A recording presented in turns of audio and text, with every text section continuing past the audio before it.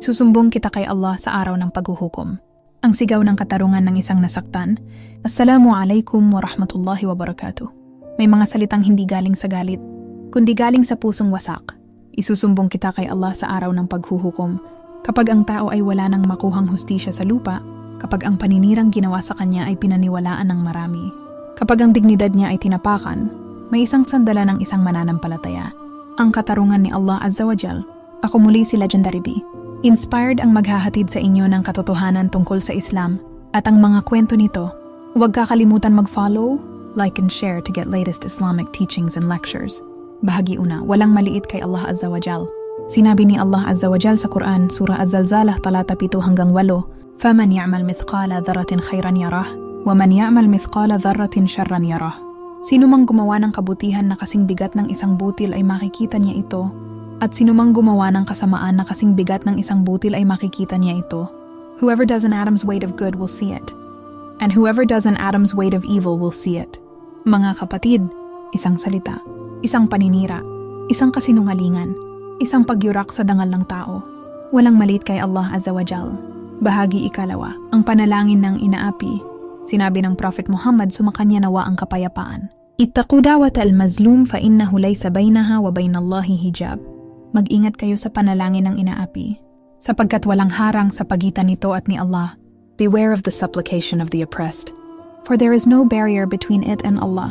Isipin mo yon, ang taong umiiyak sa gabi, walang nakakakita, walang nakakarinig. Pero kapag sinabi niya, Ya Allah, ikaw na ang bahala, diretso iyon sa langit. Bahagi ikatlo, ang araw ng paghukom. Sinabi ni Allah Azza wa Jal sa Surah Al-Hajj talata 7, وَأَنَّ السَّاعَةَ آتِيَةٌ لَا رَيْبَ فِيهَا وَأَنَّ اللَّهَ يَبْعَثُ مَنْ فِي الْقُبُورِ. At tunay na ang oras ay darating. Walang pag-aalinlangan dito at bubuhayin ni Allah ang mga nasa libingan. Indeed, the hour is coming. There is no doubt about it. And Allah will resurrect those in the graves. Sa araw na iyon, walang pera, walang impluensya, walang koneksyon. Ang dala mo lamang, ang iyong mga gawa. Bahagi ikaapat, ang taong mawawala ng lahat ng kanyang kabutihan. Isang araw tinanong ng propeta, Muhammad, sumakanya nawa ang kapayapaan ng kanyang mga kasamahan, at adruna manil muflis. Sumagot sila, ang muflis ay yaong walang pera at walang ari-arian.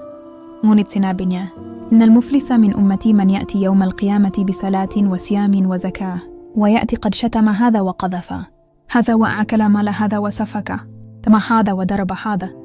Ang tunay na nawala ng lahat ay ang taong darating sa araw ng paghuhukom na may dalang salah, pag-aayuno at zaka. Ngunit ininsulto niya ang isa, siniraan ng isa, inagawa ng isa, sinakta ng isa. Pagkatapos, ibibigay ang kanyang mga kabutihan sa mga taong inapi niya. Kapag naubos ang kanyang kabutihan, ililipat sa kanya ang kanilang mga kasalanan. Pagkatapos ay ihahagis siya sa impyerno.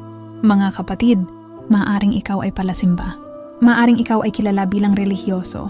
Pero kung may taong magsabi sa araw na yon, Ya Allah, siya ang nanakit sa akin, baka mawala ang lahat ng iyong kabutihan. Bahagi ikalima, may pag-asa pa.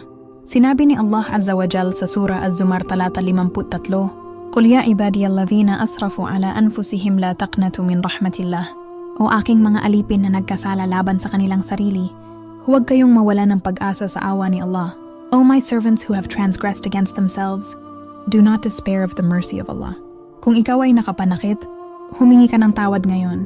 Isauli mo ang karapatan ng taong nasaktan mo. Ayusin mo ang iyong kasalanan habang may oras pa. Isipin mo ang eksenang ito. Nakatayo ka sa harap ni Allah Azza wa Jal. Walang social media, walang taga-suporta, walang dahilan. At biglang may taong lalapit at magsasabi, Ya Allah, siya ang dahilan ng sakit ko. Ano ang sasabihin mo? Mga kapatid, huwag tayong maging dahilan ng luha ng iba. At kung tayo man ay nasaktan, ipagkatiwala natin kay Allah Azza wa Jal ang hustisya. Dahil ang kanyang hatol ay perpekto, ang kanyang katarungan ay ganap. Isang araw, lahat tayo ay tatayo sa araw ng paghuhukom.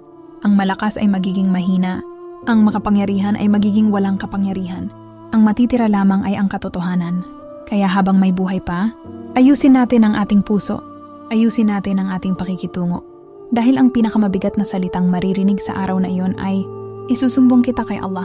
Ako muli si Legendary B. Inspired ang maghahatid sa inyo ng katotohanan tungkol sa Islam at ang mga kwento nito. Huwag kakalimutan mag-follow, like and share to get latest Islamic teachings and lectures. Assalamu alaikum warahmatullahi wabarakatuh.